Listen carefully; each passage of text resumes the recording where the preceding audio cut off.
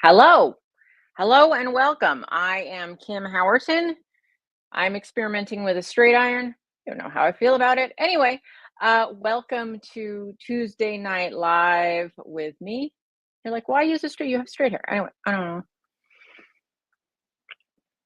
I've got some smart water, which I will always remind people. I like the container. I like the colors. I like the taste. It doesn't have technically, legally, it has electrolytes in it, but it does not have electrolytes in it. So don't get your think you're getting your electrolytes from Smart Water. Anyway, that is my reminder. And what else is going on this Tuesday night? It is December 3rd. It is, yes, this is your warning. It is December. Crazy, but true. And I am here in Berkeley, California, coming to you to talk about whatever y'all want to talk about. Was just the cookbook is here. If you didn't already know, you can order this on Amazon. Nisha Salisbury and I wrote this holiday cookbook. And so that is available on Amazon, or you can get it on kimhowerton.com, the digital copy. And so if you want a digital version, there you go. So you can have it delivered immediately, downloaded to your whatever device you would like it downloaded to, and ready for printing. So I am here on this Tuesday night to say, hey, I'm in my new Target sweater. I like the thin sweaters because if I'm inside, was it last week? No, it was the week before last. I wore my new Target sweater that was like a heavy duty sweater, and I was going to die of heat frustration. So this time I have the thin sweater. I find those are better for when you're inside. Anyway, that's what's going on in my world. What's going on in your world? What kind of questions do you have out there? I went with a neutral lip today. Anyway, and so what choices have all you made? I went for a walk today. I was feeling a little hormonal and run down this morning, so I kind of took it easy and then went for a walk. Now I'm thirsty. And I am here to talk about, what are we going to talk about? Okay, so I should probably just start talking about some things because nobody's asking any questions yet. So I see that there are people watching, but they're not asking the questions. So I'll just start blathering about some things.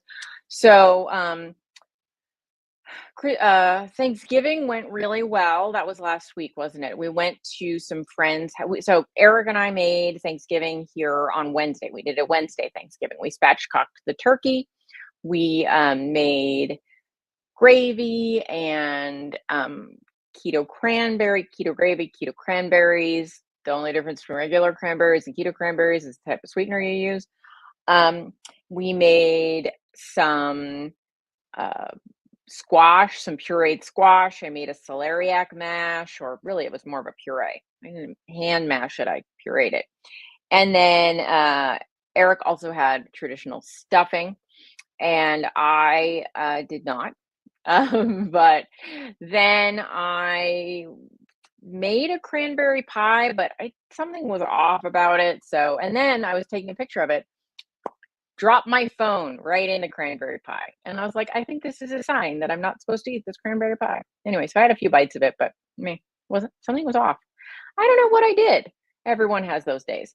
So that was Thanksgiving. We're down to just isolated leftovers tonight for the last night of leftovers, and then we're headed into a new meal for the rest of the week. So we like our leftovers. And then on Thanksgiving itself, went over to a family friend's house and they served duck legs, fennel.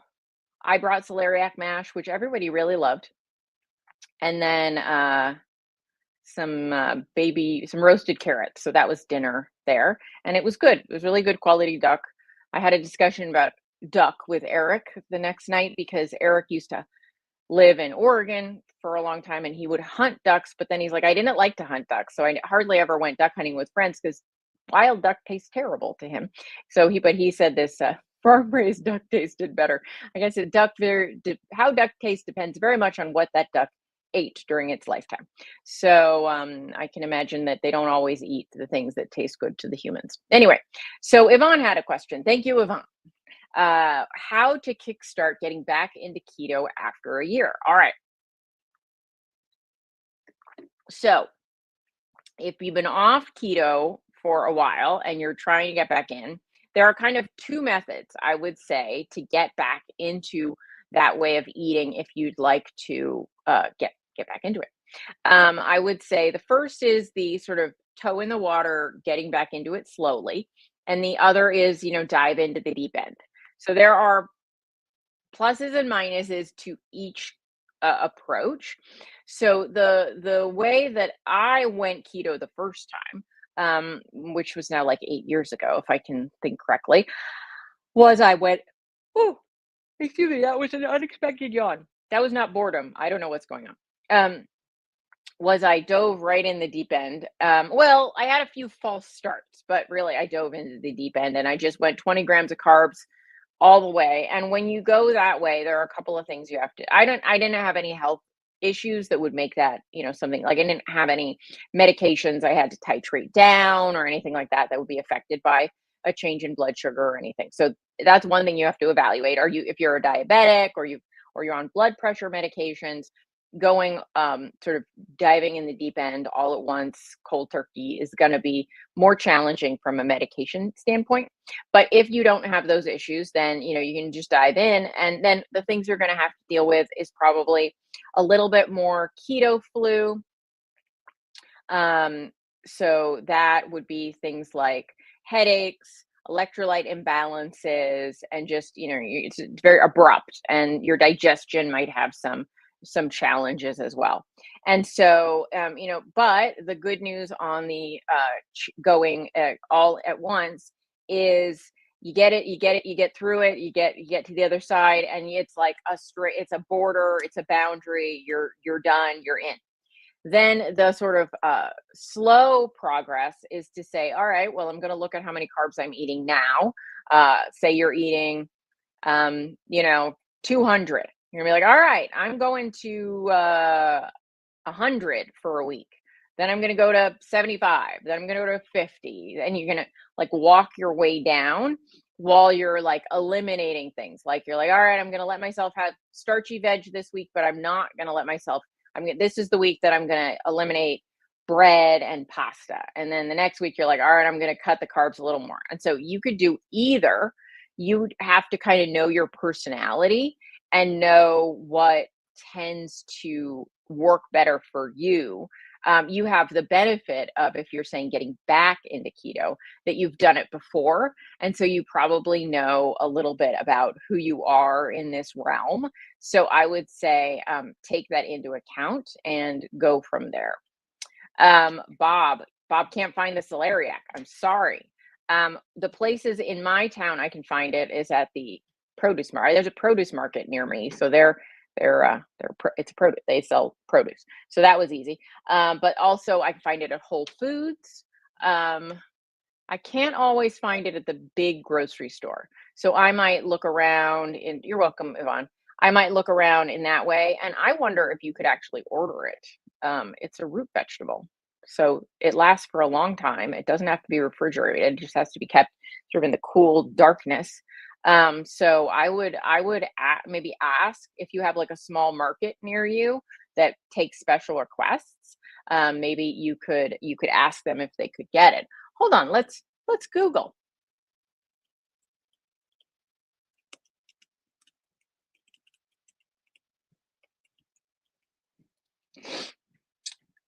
You can order celeriac. Let's see. So for me, I'm just getting local places that sell it because it's being sold here. Um, but Fresh Direct sells it and they do ordering. Farmer Jones at the Chef's Garden. Um, let's see. Do they do they send it? Let's see. Anyway, so I would Google the celery root or celeriac, same thing. I did find out, somebody did tell me at Christmas, hello, Thanksgiving. They were like, kind of celery. I always thought the name celeriac was more. um, a little more elegant than celery root. But lots of people at dinner said they sounded sort of like a disease. So maybe you prefer to call it celery root. And apparently, because we're word nerds in my house, Eric looked it up, and the end of it, the IAC, Soler, it's just Soler, IAC, is a suffix, something that comes at the end of a word, meaning of. So Soler Iac tastes like celery is what it means. It's a circular reference. It's the same. Some words will just have IC at the end, like terrific, the ick, terrifying, right? So but not terrifying, scary, right? Anyway, but that's how words evolve. So terrific used to be the same root as terrify. But it's evolved. Like awesome used to mean big, but now it means amazing, right? Anyway, but the ick or the IAC, either one of those at the end of a word, just is a self-reflexive. Anyway, that's what we do with our free time. We look things like that up. So yeah, so basically celeriac just means tastes like celery. But but if you can't find it, do a little googling, do a little calling around. You can probably order it if you can't, or you can either order it shipped to you, or you can order it sent to a local store. So those are things you can do. All right, what else is going on? Editing and writing things. That's kind of what I do all day long, except when I get that I don't want to do it feeling, because I get that a lot. And then I just stare into space, watch something on YouTube, generally goof off, go for a walk. That's what I do. Anyway, so what are your guys' plans for this month? Anybody have anything interesting going on? I am mostly just working around the house, doing stuff, working on projects, editing, writing. Kelly says, I bought it after I mentioned it, but did not know how to prepare it. Okay, so celeriac, real easy to prepare. Hard to peel. You cannot use a peeler on it. You just got to use a knife. So get yourself a knife. Don't cut yourself. Get yourself a knife, and you're just going to shave off the ugly stuff, right? It's kind of knobbly. I have a picture of it here. It's dirty. It looks like it's covered in burlap and vines. And this is kind of a small picture, but see how like there's like rooty stuff at the bottom. There's not always green stuff coming out of the top. Sometimes that's cut off when you buy it. But anyway, but see the white thing? That's what's inside, right? So that just looks like a potato. So you just get a knife and start shaving off the brown, knobbly outside until you get to something that's white. And that is the inside. And so sometimes it has little spots of green on the edge. That's fine. But you're just scraping off all the crusty parts until you get to a basically white interior. And then rinse that off, get rid of all the brown stuff. And then chop the little inner white part. If you want to make mash or puree, cube it, make little cubes, put it in a pot of boiling water like you would to make mashed potatoes. Boil it until it's very soft. I find I like it best when you wait until that gets very soft. And then throw it in your food processor with some cream and salt and butter and puree it until you have a very nice smooth puree. You can do that. You can also cut it into small pieces and roast it, like if you wanted to do like a roast vegetable. I don't like that as much, but people do that. You can also shred it. So once you get the little white potato like thing, you can shred it on a shredder, box grater, and then use it like you would use potato to make like a potato pancake, or like what do you call that? The thing with potatoes. It's been so long. Not home fries. Home fries are the little squares. Hash browns. You could use it to make little hash browns kind of thing. So those are the three ways that I've, two really. Potato pancake, which is just hash browns and potato pancakes are very similar. The one is just more freeform, and the other is more connected. So yeah, those are the shredding potato pancake way or the puree way are the only ways I really ever bother making celeriac or celery root puree or pancakes, because both of those outcomes turn out really good. If you're a family that does carbs, but you don't want to do as many carbs, you can also do like 50-50 celery root and potato, or 75-25. You can do them, in the puree together. Some people like that, kind of make it a little half and half or something like that. So that's a trick. Like I'm helping my parents lower their carbs, but they don't want to go keto. So I'm doing things like, well, do 50-50 rice and cauliflower rice, do some celeriac and some potato, so working on, older parents who have, often as people get into their later decades, their blood sugar starts to go up. You want to get their blood sugar back down, but they don't want to really change their life all that much. Then these are some tricks you can kind of put into the mix to lower the carbs. And that is a successful way, right? Because there are a lot of people who are like, I don't want to completely change the way that I eat, but I'd like to make better choices. An option for that is, actually, I got my dad Hero seeded bread.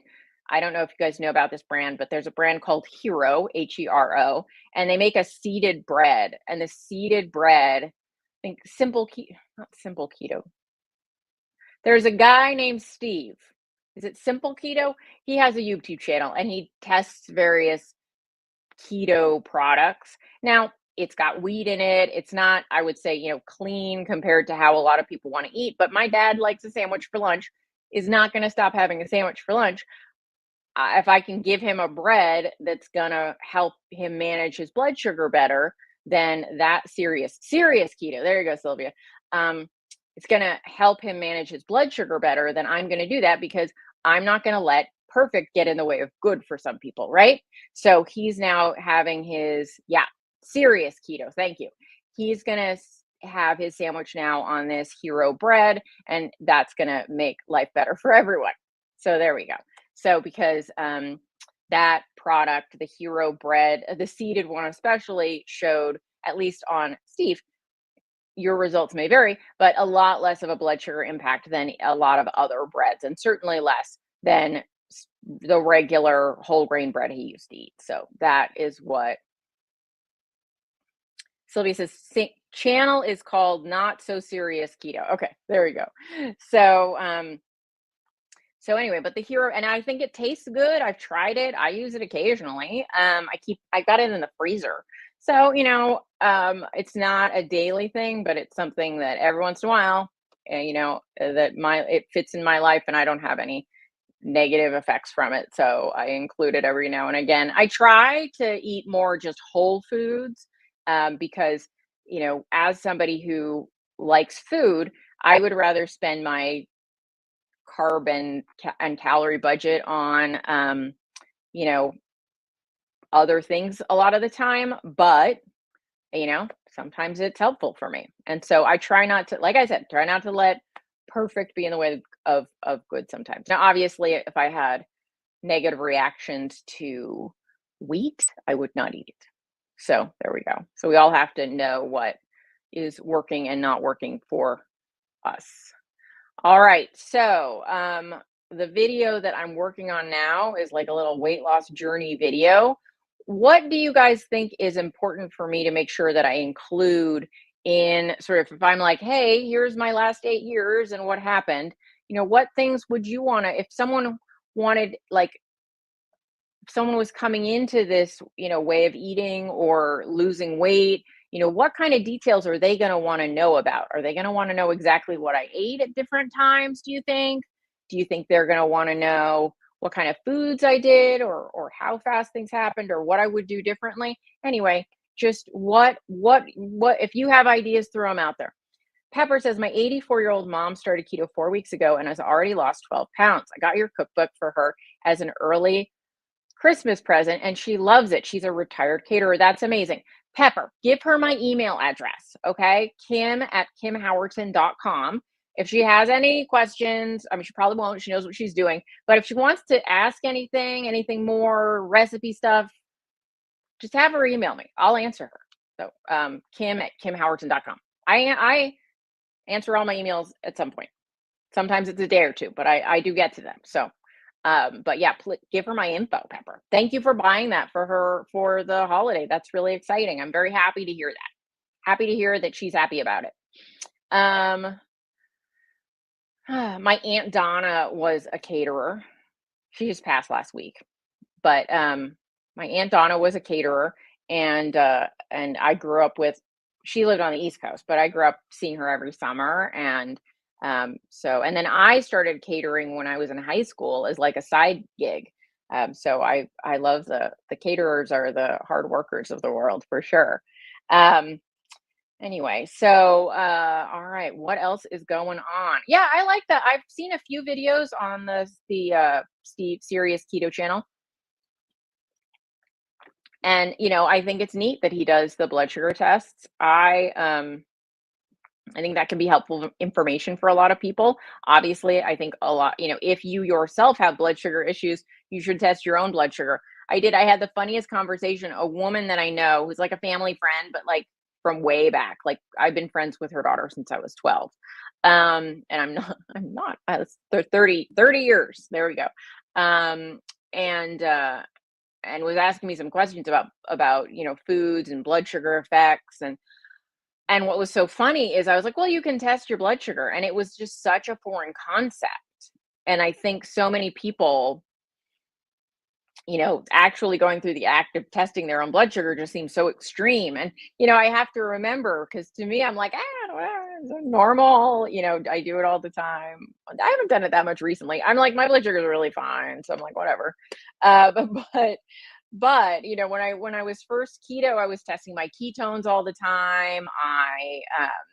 I was testing blood sugar regularly, so it pricking my fingers never seemed that big a deal to me. Um, Maybe it's my early childhood surgeries or whatever, but I think just the idea of like starting to even use just a little glucometer is like way too complicated for a lot of people.